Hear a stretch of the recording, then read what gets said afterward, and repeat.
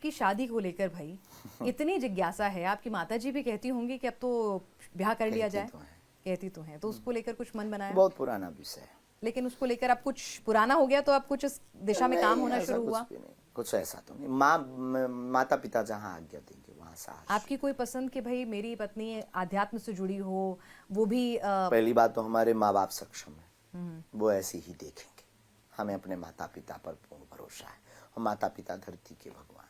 तो आपकी अपनी कोई पसंद नहीं? हमारी कोई पसंद नहीं, माता पिता की पसंद हमारी पसंद। अब उनकी पसंद, गुरु की पसंद में हम क्या बोलेंगे? गुरु जो चुनेगा हमारे लिए बहुत अच्छा चुनेगा। अच्छा, तो शादी कैसी होगी, सादगी से या पूरी धूमधाम से? जैसी व्यवस्था होगी। जैसी व्यवस्था होगी। आपकी आप कोई इच्छा? अगर आएंगे कुछ दक्षिणा लेकर तो धूमधाम से। अच्छा, दक्षिणा लेके जरूर आना है। बिल्कुल, तब तो धूमधाम से होगी, नहीं तो फिर फक्कड़ बाबा हैं तो वैसे ही हो जाएगी। अच्छा, आप सुन रहे हैं, अभी भक्तों से बात हो रही थी।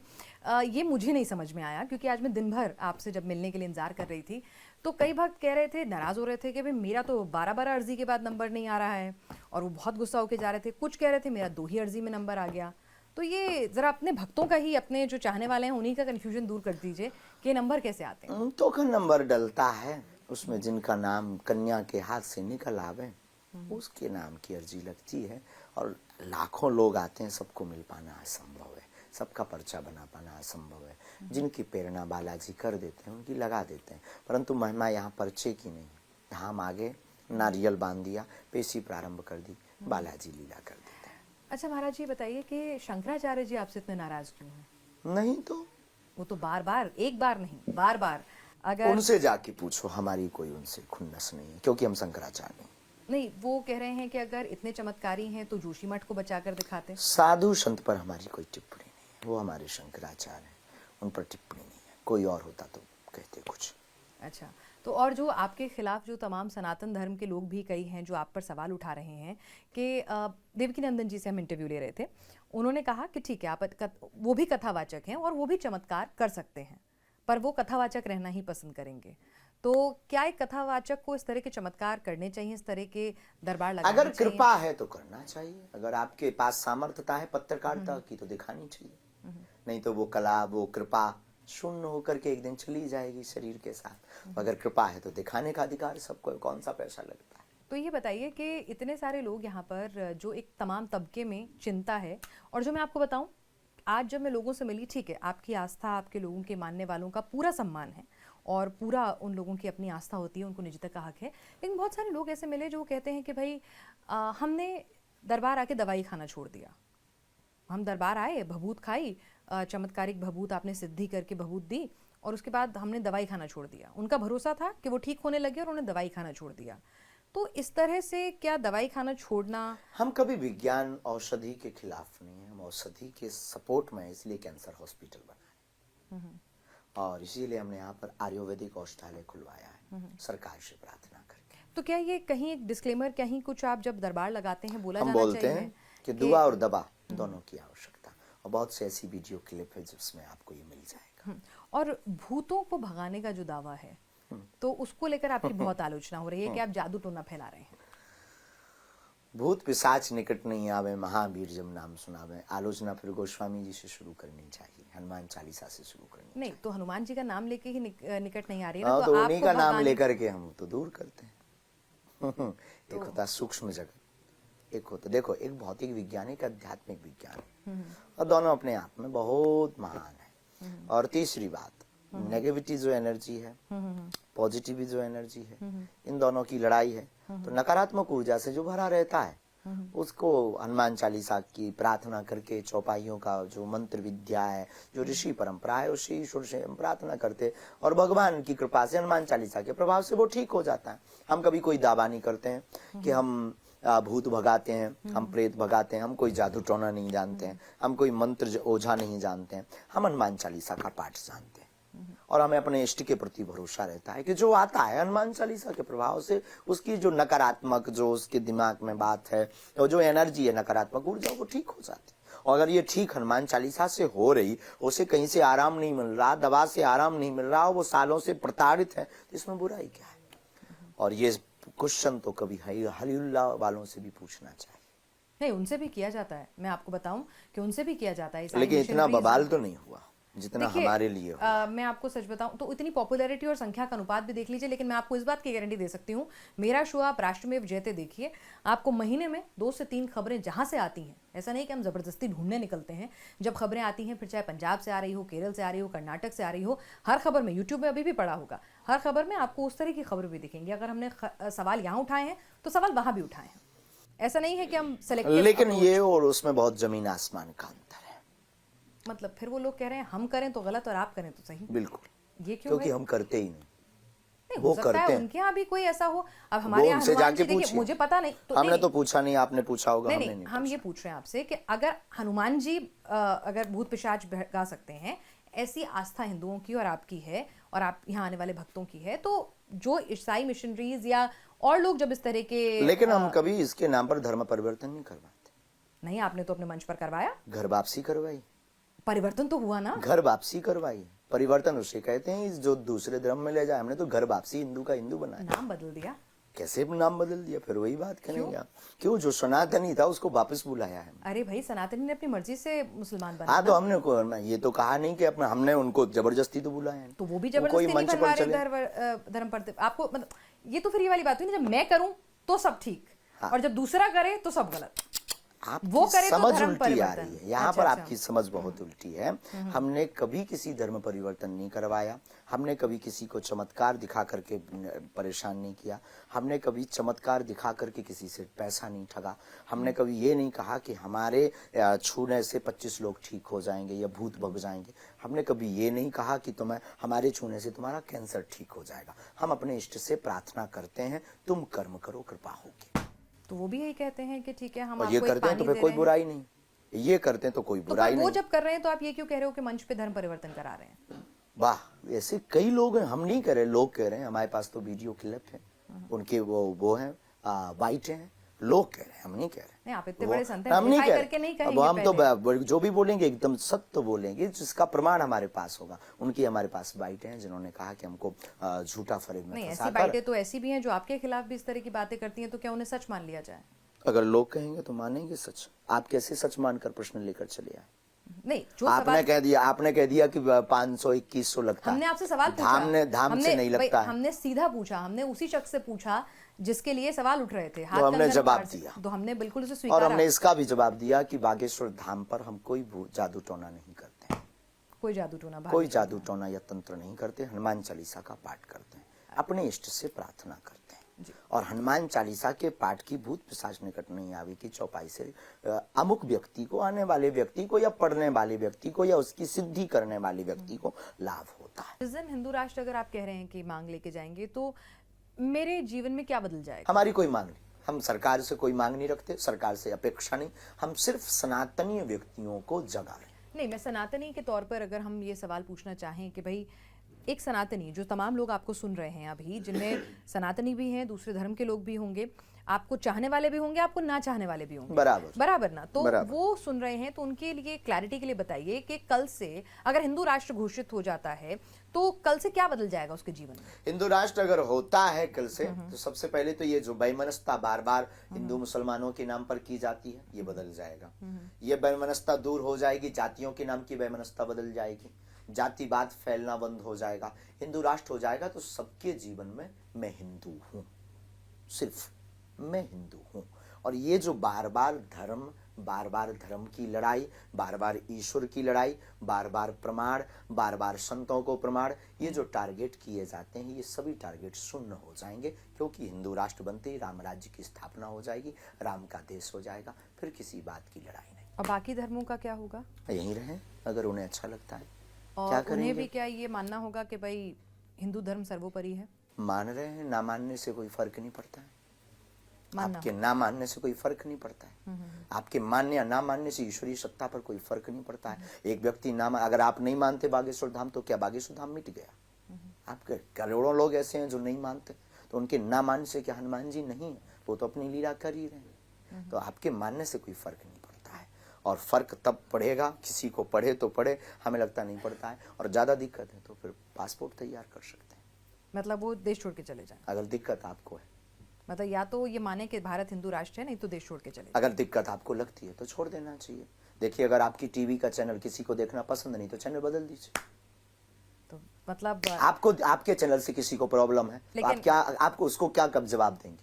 आपके चैनल से किसी को प्रॉब्लम है कि हमें आपका चैनल बहुत बेकार लगता, तो क्या कहोगे कि मत देखो भाई? नहीं, हम ये कहेंगे कि आप बताइए, अपने सुझाव दीजिए, क्योंकि देखिए हमने खूब सुझाव मांगे हैं, हमने खूब सामाजिक गंगा जमनी की तहजीब दी है, पर बार बार वही टारगेट, बार बार वही श्रद्धा के कांड, बार बार रामचरितमानस पर टिप्पणी, बार बार राम जी की यात्रा रामचरितमानस पर टिप्पणी करने वाले तो हिंदू धर्म के लोग ही हैं। हम किसी धर्म पर जा ही नहीं रहे, हम सिर्फ सनातन विरोधी की बात कर रहे हैं। हमारी लड़ाई मुसलमानों से या ईसाइयों से नहीं है, हमारा सबके प्रति संवेदना है, उन पंथों के प्रति हृदय से भावना है हमारी, और उनका उनके प्रति जो भाव है उसकी हमारी शुभकामना और साधुवाद है साधुपीठ से। हमारी लड़ाई सनातन विरोधी से, ठीक है। और प्रत्येक सनातन विरोधी को अगर सनातन और हिंदू राष्ट्र से दिक्कत है, हम कोई पॉलिटिशियन नहीं ना हम कोई राजनेता है, उस व्यक्ति को भारत में रहना है तो कायदे में रहना है, और दिक्कत है तो पासपोर्ट तैयार करे, हो जा सकता है, हमें कोई दिक्कत नहीं। ठीक है, ये बताइए कि 2024 में चुनाव होने जा रहे हैं, और ऐसे में क्या आप मोदी जी के सामने, क्योंकि हमने देखा है राजनीति पर हमारा कोई टिप्पणी नहीं, तो क्या आप हिंदू राष्ट्र की मांग करने के लिए आप नहीं, हमने कोई मांग हम करेंगे नहीं, हमारी सरकार से कोई अपेक्षा ही नहीं, हमारी भगवान से प्रार्थना है, हमारी खुद अपनी इष्ट के प्रति प्रार्थना है। भारतीय नागरिक होने के नाते हमको बोलने का अधिकार है, हमने अपनी बात रख दी और सरकार सुन रही, और आपकी टीवी को देखेगी तो भी सुनेगी। तो भारतीय नागरिक ऐसी कोई इच्छा नहीं है कि आप मोदी जी से मुलाकात करें या किसी राजनेता से मुलाकात करें और इस पर आप एक सहमति तैयार करें? बहुत उल्टे परे हैं। अच्छा। लोगों की धारणा अलग है कि हम वोट के लिए या फिर पॉलिटिक्स को मिलने के लिए या बहुत बड़ा कैनवास खड़ा करने के लिए ये बार बार बयान दे रहे, ये चिल्ला रहे, ये छोटी तुच्छ मानसिकता है। कोई मिले तो साधु के नाते स्वीकार है, कोई धाम पर आए तो साधु के नाते प्रेम, और कोई अगर मिले भी तो माननीय प्रधानमंत्री और गद्दी के प्रति हमारी शुभकामना, क्योंकि वो देश के राजा हैं। तो प्रधानमंत्री के प्रति हमारी सद्भावना, ईश्वर से कामना और शुभ आशीष अपने प्रभु से इष्ट से प्रार्थना है, पर हमारा कोई औचित्य इस उद्देश्य से नहीं है कि ये मुद्दा लेकर के हम वहां जाएं, और हमारी कोई मांग नहीं, अपने इष्ट से प्रार्थना। अच्छा, आप अभी हाल फिलहाल के अंदर बागेश्वर धाम में संत समागम की बात हो रही है, और उसको ये कहा जा रहा है कि आप अभी सभी संतों से मुलाकात करने के लिए देश भर में भ्रमण कर रहे थे, कि आपका शक्ति प्रदर्शन है वो एक तरह से। लोगों की भावनाएं बहुत विचित्र हैं। लोगों को अपना आइकॉन फिक्स करना है, उनके पास कुछ ना कुछ बात होनी चाहिए, नहीं तो उनको कौन सुनेगा।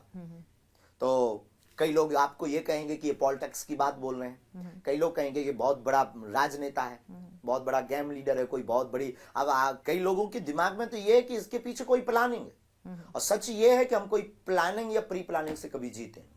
हमारी जिंदगी बहुत एकदम स्पष्ट और साफ है और बेबाक है कि हम अपनी लाइफ में जो करते हैं ऑन द स्पॉट, किसी की सुनते नहीं, अपने इष्ट गुरु और माता पिता के अलावा। जी, तो चलिए, यानी कि ऐसा कोई आपका इरादा नहीं है, ये आपके तमाम लोग हैं। प्रदर्शन हम किसके लिए करेंगे, किनको बताएंगे? हमारा शक्ति प्रदर्शन हो चुका है, हो रहा है। प्रत्येक सनातनी हिंदू हमारा शक्ति का प्रदर्शन कर रहा है, हमें अपने सनातनियों पर पूर्ण भरोसा है। अभी जो तमाम विवाद, जो तमाम सवालात उठे, उसके बाद हमने देखा कि बागेश्वर धाम पर भक्तों की भीड़ जो है वो और ज्यादा बढ़ गई, तिगुनी चौगुनी हो गई। ऐसा तो नहीं कह सकते। जो तस्वीरें आई, जो सामने आई, पहले की तस्वीर ली नहीं गई। आप ये कह रहे हैं। चलिए, हम ये कहें कि आपकी कथाओं में जुटने वाली भीड़ जो है देश भर में अगर ज्यादा से ज्यादा जुटने लग गई है तो उसके लिए तो आपको कोई दिक्कत नहीं होनी चाहिए। नहीं, हमें कोई दिक्कत नहीं है। देखिए, हमें किसी की तरक्की हो उससे किसी को कोई दिक्कत नहीं होनी चाहिए। अगर किसी को है तो उसको हाजमा की गोली। सर्वे, हमने कहा ना, सर्वे भवन्तु सुखिनः सर्वे सन्तु निरामया, तो ये तो हिंदू धर्म की बात की है।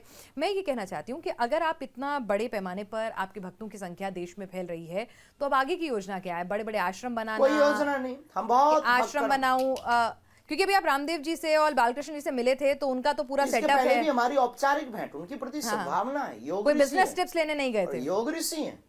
योग ऋषि, उन्होंने योग की परंपरा को जीवंत किया, हम उसको कैसे नकार दें?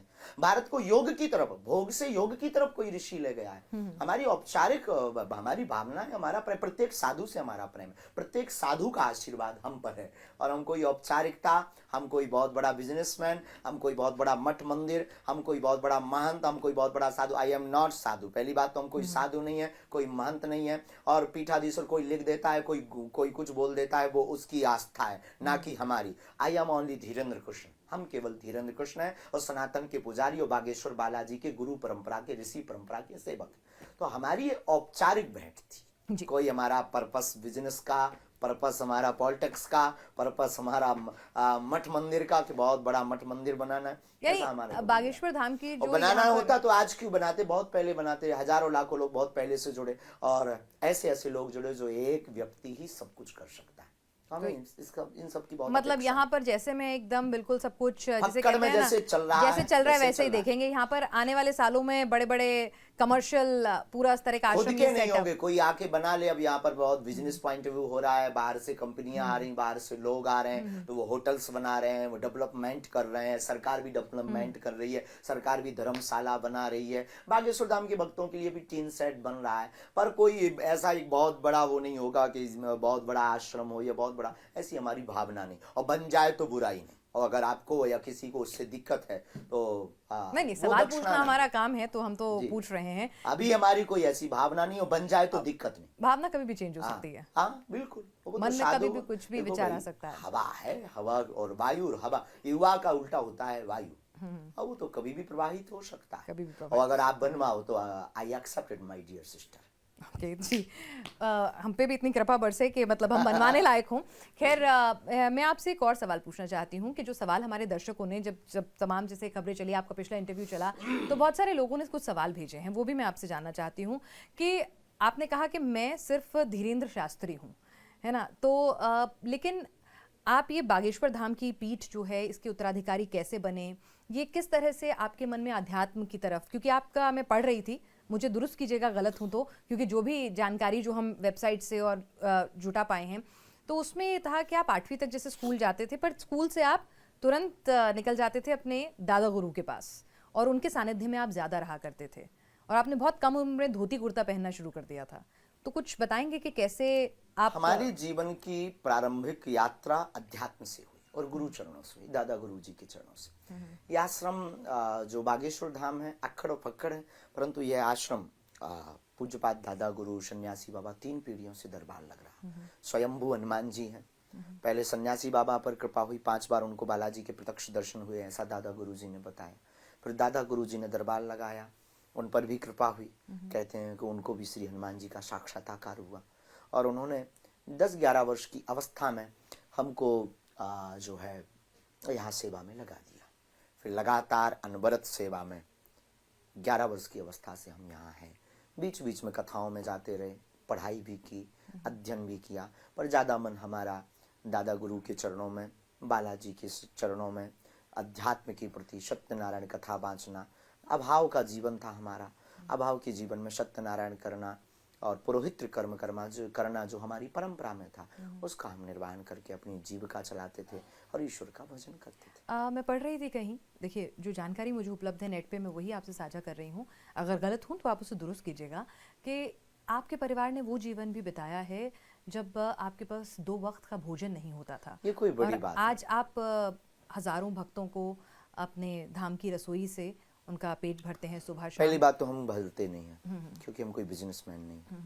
हमारे पास जो दे जाता है, हम प्रेम पूर्वक उसको खुले हाथों से बांट देते हैं। हमारे जीवन की एक बहुत अच्छी आदत है, और जो काश सबके अंदर होनी चाहिए। हम अपनी जेब में रुपया नहीं रखते। अच्छा। और ये मत कह देना कि बैंक में रखा होगा।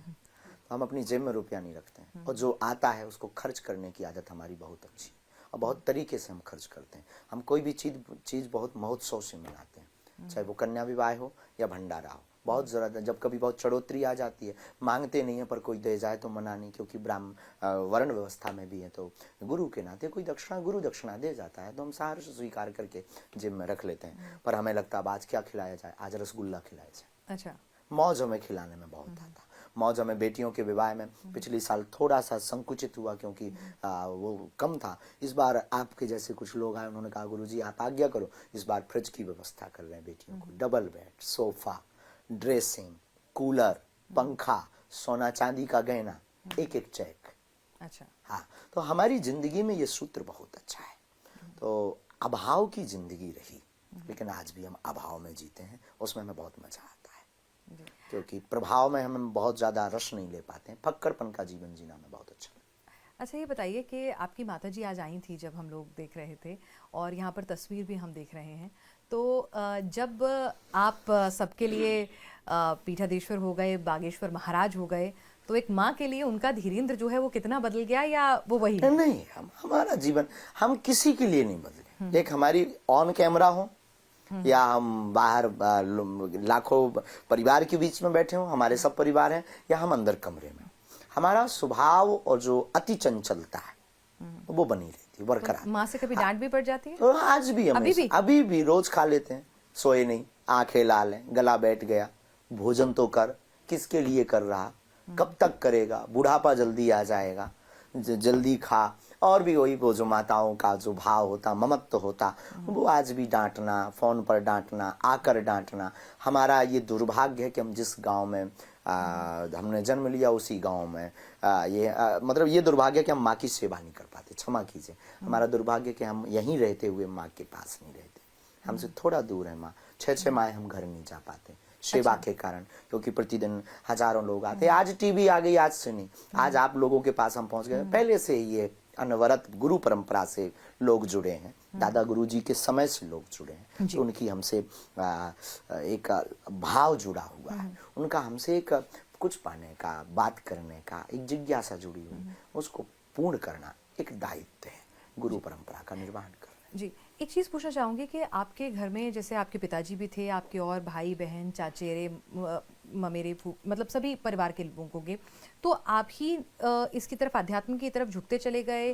कर्मकांड हमारे पूरे परिवार में है। अच्छा। पर हमारा थोड़ा सा हम बीच के बीच कबाड़ी निकले हैं, तो हमें दादा गुरुजी ने ये दरबार की परंपरा, अच्छा, दरबार की परंपरा, जो स्पेशली कृपा कह सकते हैं। तो कर्मकांड तो पहले ही था, लेकिन दादा गुरुजी की ये जो परंपरा है गद्दी की, ये हमको उन्होंने बचपन से दी, दरबार की परंपरा। अच्छा, एक चीज़ आपके बारे में कही जाती है और दर्शकों ने ही ऑब्जर्व की, तो उन्होंने एक सवाल कहा कि भाई आप इतनी चाय क्यों पीते हैं?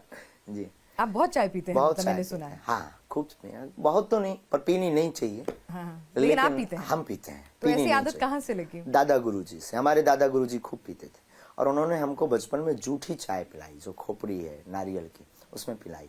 तो वो उस चाय से हमारे गुरु की याद जुड़ी है। जिस चाय से अपने जीवन की याद जुड़ी हो, पहला स्टेप और जीवन के पहले लोग कदापि नहीं भूलना चाहिए, हमें ये लगता है। और गुरु की स्मरण तो जिससे जुड़ा हो, उस स्थान को तो स्वप्न में भी नहीं भूलना चाहिए। इसलिए बागेश्वर धाम हम छोड़ते नहीं, और जो नारियल की खोपड़ी है उसको नहीं छोड़ते, क्योंकि उसकी जब सुगंधी हमारे नाक के नजदीक आती है तो वो हमें दिन याद आ जाते हैं। वो फक्कड़पन, वो मौज, वो बालाजी का भजन, वो कीर्तन, वो दादा गुरु के चरणों में रहने का रस, वो एकांत, वो दादा गुरु की विनोदमयी वाणी, वो गुरु का मार्मिक स्पर्श, लावण्यमयी वाणी, वो गुरु का वरद हस्त, जिसने एक नालायक को लायक बनाया। जिसका गुरु बलवान होता है, चेला पहलवान होता है। जी, और अब इस विवाद के बीच में आपके गुरु जो हैं आपके लिए बिल्कुल ढाल बनकर आगे आए हैं, और उन्होंने कहा है कि चमत्कार आज से नहीं, वो तो पता नहीं कब से कर रहे हैं। पूज्यपाद जगत गुरु भगवान श्री तुलसी पिंडा जी, वो आपके लिए आगे आए हैं। जब शंकराचार्य ने आपके ऊपर सवाल उठाए और तमाम तरह के विवाद उठ खड़े हुए, तो आपके गुरुजी आपकी ढाल बने। ढाल के बन गया है, इसलिए हमारे जीवन से गुरु की याद जाती है, हर पल गुरु की याद रहती है। अच्छा, अब आपके दिव्य दरबार की ओर आते हैं। कुछ लोगों का ये कहना है महाराज जी कि दिव्य दरबार के अंदर कई बार आप अपने भक्तों से बहुत ही जिसे कहते हैं कि रूखा व्यवहार करते हैं। कई बार आप उनके बारे में हटो, दूर हट जाओ तुम, ऐसी कई क्लिपिंग्स आपकी वायरल हो रही हैं, तो वो हम तक पहुंचाई गई। ठीक है, निश्चित तौर पर वो आपके चाहने वाले नहीं, लेकिन कुछ चाहने वाले भी नाराज हैं कि इतना ज़्यादा डांट डपटना, इतना ज़्यादा गुस्सा क्यों कर देते हैं। और कई बार आप ऐसी बातें सबके बीच में बोल देते हैं कि वो किसी की निजता का हनन हो जाता है, तो वो नहीं बोलनी चाहिए, ऐसा उनका मानना है। तो उनका मानना है, हम भी उस बात को आई एक्सेप्ट इट, पर कई बार ऐसी परिस्थितियां प्रकट होती हैं जब सामने वाले को बहुत ज्यादा भरोसा नहीं होता ईश्वर सत्ता पर, सिद्धि पर। उसे लगता है कि जो इन्होंने लिखा या कहा ये तो नॉर्मल ही है, और वो ज्यादा कुरेदता है, वो बहुत ज्यादा ओवर स्मार्ट बनता है, वो बहुत ज्यादा पुश करता है। तब फिर हमें लगने लगता है कि इसको ये भी बताना चाहिए कि इतना ही नहीं, बहुत कुछ है। तो उसको आभास कराने के लिए उसकी निजता निजता का प्रदर्शन करके हमें टीआरपी या लोगों में वाहवाही लूटना हमारा ध्येय नहीं है। अमुक व्यक्ति को सबक सिखाना हमारा ध्येय रहता है। अगर वो अपने आप में बहुत गुरु या बहुत होशियार बनता है तब उसे बताया जाता है कि भारतीय ऋषि परंपरा क्या है। शायद आपको मौका लगा हो, अगर नहीं लगा तो मैं बता देती हूँ। ऐसे बहुत सारे मेंटलिस्ट, इल्यूजनिस्ट, माइंड रीडर्स हैं जो लगातार सोशल मीडिया पर, टीवीज़ पर आके भी बता रहे हैं कि भाई सुहानी भी हैं, उसमें तुषार भी हैं, वो ये कह रहे हैं कि जो आप कर रहे हैं, अगर लोगों के बारे में बताना, उनकी मन की बातें जान लेना, वो भी करके दिखा रहे हैं और सही करके दिखा रहे हैं। तो उनमें और आप में अंतर क्या है? वो कह रहे हैं पहली बात तो उनकी एक सीमा है। दूसरी बात, वो किलो फेस रीडिंग कर सकते हैं। तीसरी बात, वो बिफोर टाइम सबके बारे में नहीं लिख सकते हैं। चौथी बात, जादूगरी को ऋषि परंपरा से नहीं तोड़ सकते। हनुमान जी अष्ट सिद्धि नव निधि के दाता, असबर दीन जानकी माता। आप इसको जादूगरी से नहीं तोड़ सकते। अगर आप इसको जादूगरी से तोल रहे हैं तो ये दुर्भाग्य है देश का। पांचवी बहुत गंभीर बात यह है कि जादूगर की कला को हमारे तरफ से बहुत सम्मान है, बहुत सम्मान है, लेकिन उनकी एक सीमा है, वो सीमा पार नहीं कर सकते और वह किसी समस्या के समाधान को नहीं दे सकते हैं। पर तमाम जो लोग हैं वो एक सवाल, जो आपके आलोचक हैं वो ये सवाल उठाते हैं कि जैसे एक जादूगर है या माइंड आर्टिस्ट है, वो एक कंट्रोल्ड एनवायरनमेंट में ही काम कर सकता है, जैसे आपने कहा, तो आपके बारे में वो अनलिमिटेड नहीं कर सकता। हाँ, वो 4 लाख लोगों के बीच में नहीं कर सकता। वो भी वही कह रहे हैं, वो कह रहे हैं कि बिफोर टाइम नहीं कर सकता। पर वो जो आपके आलोचक हैं वो कहते हैं, और ये इसीलिए मैं प्रश्न पूछ रही हूँ क्योंकि देखिए निंदक न्यारे राखी है, ये कहा गया है। तो इसीलिए कि आप जो हैं, जब वो सवाल आप भी अपने कंट्रोल्ड एनवायरनमेंट में करते हैं, आप भी सिर्फ अपने दिव्य दरबार में करते हैं, ये नहीं कि कहीं भी और जगह अगर कोई आना चाहे या मैं आपसे कुछ पूछना चाहूँ अभी, तो इस तरह से आप नहीं उसकी बताते परंपरा हैं। है। अच्छा, गद्दी की एक महिमा है। जादूगर तो आपके स्टूडियो में पहुंच जाता है, लेकिन दरबार स्टूडियो में नहीं पहुंचेगा, क्योंकि प्यासा कुआं के पास आता है, लेकिन जो कुआं है वो प्यासे के पास नहीं जाता है। ठीक है। अब तो जो ऋषि परंपरा की महिमा है, वो महिमा का मतलब उसका प्रार्थना होती है, एक ईश्वर से आस्था जोड़ने का एक औरा होता है, उसके लिए प्रार्थना की जाती, निवेदन किया जाता, जो मंत्र विधि है उस विधि का प्रयोग किया जाता। जिस प्रकार आपके कैमरे पर आने के लिए हमें लाइट का सहारा, कैमरे का सहारा, माइक का सहारा, उसी प्रकार हमें ईश्वरीय सत्ता के सामने आने के लिए अपने जो उपकरण है उनका सहारा लेना पड़ता है। मतलब प्रार्थना, कनेक्टिविटी, ध्यान, अंदर गहन होना। एक आरोप जो आपके ऊपर लगा है, मैं तमाम पूछूंगी ताकि आज जो है ये कोई ये ना कहे कि भाई हम बागेश्वर धाम गए और हमने ये सवाल नहीं पूछा, और यहाँ पर महाराज जी ने भी हामी भरी है कि वो तमाम सवालों के बेबाकी से जवाब देंगे। एक सवाल ये कहा जाता है कि भाई आपके यहाँ दरबार में जो आगे बैठेगा उसको 2100 रुपये, कोई 5100 कह रहा है, वो राशि मुझे भी नहीं कन्फर्म्ड है, कोई कहता है कि 2100 रुपये देते हैं, अगली वाली से 1100, फिर 500, जो लोग ज्यादा पैसे देते हैं उन्हें ही आगे बैठने को मिलता है, ऐसा है क्या? भारत के इतिहास का प्रथम दरबार है जो फ्री ऑफ कॉस्ट है, और एक भी व्यक्ति ऐसा बता दे तो माने। आप कोई थर्ड पर्सन, बहुत खूबसूरत सी, पहली बात, थर्ड व्यक्ति व्यक्ति अगर कोई कर रहा उसकी कोई गारंटी नहीं। अच्छा। बागेश्वर धाम मंडल, बागेश्वर धाम के जो परमानेंट शिष्य या धाम सेवा समिति न 1 रुपया लेती है, न जीवन पर्यंत लेगी। इस प्रकार का कुप्रचार करने का कोई स्वांग षड्यंत्र हो सकता है, आज तक हमारे सामने ये बात नहीं आई, ये फर्स्ट टाइम। और आपकी जो आप जो पगड़ी पहनते हैं, कई बार बहुत खूबसूरत पगड़ियां होती हैं, उसके लिए भी बोली लगती है, ऐसा कहा जाता है कि वो पगड़ी पहनाने की बात है। फिर तो लोग कहेंगे कोर्ट के लिए भी लगती है, कल के दिन तो फिर ये भी कहेंगे कि प्रसाद के लिए भी लगती है, और उनसे पूछिएगा कि उन्होंने कितने दिए। जी बिल्कुल, देखिए मैंने कहा ना कि जो सवाल आप उनसे पूछिएगा कि उन्होंने कितने दिए, ठीक है, फिर क्वेश्चन उठाने का उन्हें अधिकार है। एक सवाल यह है कि कुछ लोग कह रहे हैं अब कि आपने कर्ण पिशाचिनी एक सिद्धि का नाम है तो वो सिद्धि आपने हासिल की है। देखिए, भारत के इतिहास में कोई ना कोई बात ऐसी उठाई जाए जो उससे मैच करती है। कर्ण पिशाचिनी एक पिशाचिनी है, और हमारे गले में किसका चित्र है? हनुमान जी। 24 घंटे रहते हैं। मुगदर किसकी? हनुमान जी की। धाम किसका? बालाजी महाराज। बालाजी महाराज का। और हनुमान जी के लिए लिखा क्या? भूत पिशाच निकट नहीं आवे। महावीर जब नाम सुनावे। तो जब पिशाच या पिशाचनी निकट नहीं आवे, महावीर का जब नाम सुना, तो या तो पिशाचनी नहीं है या हनुमान जी नहीं। चलिए, जवाब तो उन तमाम लोगों को मिल गया जो कह रहे हैं कर्ण पिशाचनी सिद्धि के बारे में। अच्छा, आप कहते हैं कि आप पॉलिटिक्स से दूर रहना चाहते हैं। आपने अभी भी कहा कि पॉलिटिक्स से आपका कोई लेना देना नहीं, लेकिन आप हर पॉलिटिकल मुद्दे पर आपके बयान जरूर आते हैं। नहीं, जैसे आपने जब आफताब और श्रद्धा का मामला हो रहा था तो उसमें आपने कहा ये हिंदू मुस्लिम ले आए। देश की अस्मिता की बात थी, कोई पॉलिटिकल नहीं था कि वोट फॉर कोई पार्टी के लिए, बहनों की रक्षा सुरक्षा की बात थी। और जब आप योगी जी के बुलडोजर को बीच में ले आए, योगी जी का बुलडोजर को लेकर के हम बिल्कुल नहीं आए। बुलडोजर, हमने एक व्यवस्था की बात की थी, सुरक्षा की बात की थी। हमने ये नहीं कहा था कि योगी बाबा का बुलडोजर हम ले रहे हैं। अच्छा, एक बात बताइए कि आप पाकिस्तान जाने के लिए भेजते हैं लोगों को, पाकिस्तान का विलय करा रहे हैं आप हिंदुस्तान में, हम खुद ये भी, क्या है? ये क्या, जरा इसमें बहुत ना अच्छा है। बहुत सारे लोग सवाल पूछना चाहते हैं कि बाबा जी पाकिस्तान से क्या क्या है बाबा जी का कनेक्शन, कुछ भी नहीं हमारा कैसे पाकिस्तान होगा में। पाकिस्तान का हिंदुस्तान में विलय? जैसे अलग हुआ था वैसे। मतलब क्या होगा, क्या मतलब आपको क्या कोई सिद्धि ने बताया है कि विलय होने वाला है? नहीं, सिद्धि क्या, उसकी कंगाली दिखा रही है। आप दिन भर तो न्यूज दिखाते हैं कि पाकिस्तान कंगाल हो गया है, आपका चैनल ही दिखाता है दिन भर। तो जैसे वो कंगाल हो रहा वैसे विलय हो जाएगा। जाएगा बेचारा कहाँ, बाप के पास ही तो आएगा। अच्छा, तो आपको तय है कि ये होके रहेगा? हाँ? ये होके आज रहेगा? नहीं तो कल। अच्छा, ओके रहेगा। अच्छा, एक चीज़ बताइए, ये सवाल भी आया है, मैं एक एक करके वो तमाम सवाल पूछें।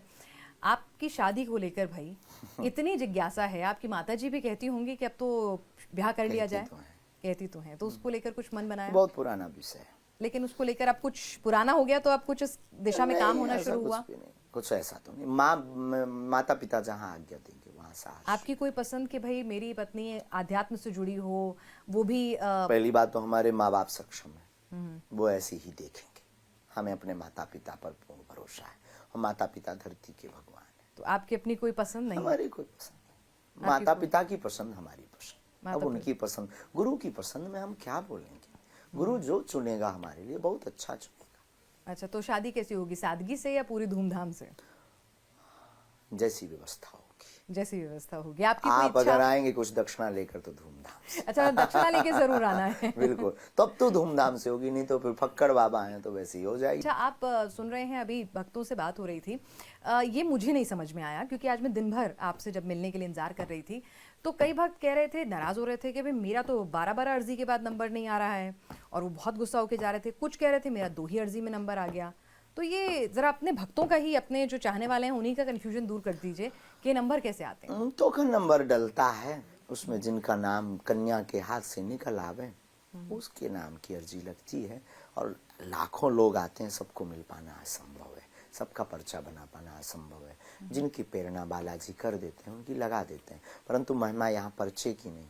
धाम आगे नारियल बांध दिया, पेशी प्रारंभ कर दी, बालाजी लीला कर देते हैं। अच्छा महाराज जी, बताइए कि शंकराचार्य जी आपसे इतने नाराज क्यों हैं? नहीं तो वो तो बार बार, एक बार नहीं बार बार, अगर उनसे जाके पूछो, हमारी कोई उनसे खुन्नस नहीं है, क्योंकि हम शंकराचार्य नहीं। वो कह रहे हैं कि अगर इतने चमत्कारी हैं तो जोशी मठ को बचाकर दिखाते। साधु संत पर हमारी कोई टिप्पणी नहीं है, वो हमारे शंकराचार्य हैं, उन पर टिप्पणी नहीं है। कोई और होता तो कहते कुछ। अच्छा, तो और जो आपके खिलाफ जो तमाम सनातन धर्म के लोग भी कई हैं जो आप पर सवाल उठा रहे हैं कि देवकी नंदन जी से हम इंटरव्यू ले रहे थे, उन्होंने कहा कि ठीक है, आप वो भी कथावाचक हैं और वो भी चमत्कार कर सकते हैं, पर वो कथावाचक रहना ही पसंद करेंगे। तो क्या एक कथावाचक को इस तरह के चमत्कार करने चाहिए, इस तरह के दरबार लगाने अगर चाहिए? कृपा है तो करना चाहिए, अगर आपके पास सामर्थ्यता है पत्रकारिता की तो दिखानी चाहिए।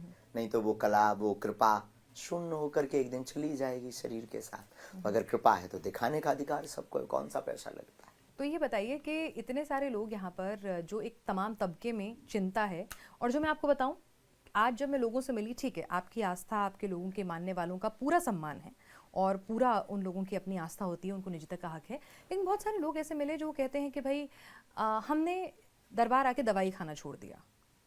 हम दरबार आए, भभूत खाई, चमत्कारिक भभूत आपने सिद्धि करके भभूत दी, और उसके बाद हमने दवाई खाना छोड़ दिया। उनका भरोसा था कि वो ठीक होने लगे और उन्होंने दवाई खाना छोड़ दिया। तो इस तरह से क्या दवाई खाना छोड़ना? हम कभी विज्ञान औषधि के खिलाफ नहीं है, हम औषधि के सपोर्ट में, इसलिए कैंसर हॉस्पिटल बनाए और इसीलिए हमने यहाँ पर आयुर्वेदिक औषधालय खुलवाया है सरकार से प्रार्थना करके। तो क्या ये कहीं एक डिस्क्लेमर, कहीं कुछ आप जब दरबार लगाते हैं बोला हम जाना बोलते चाहिए हैं कि दुआ और दवा दोनों की आवश्यकता, और बहुत से ऐसी वीडियो क्लिप है जिसमें आपको ये मिल जाएगा।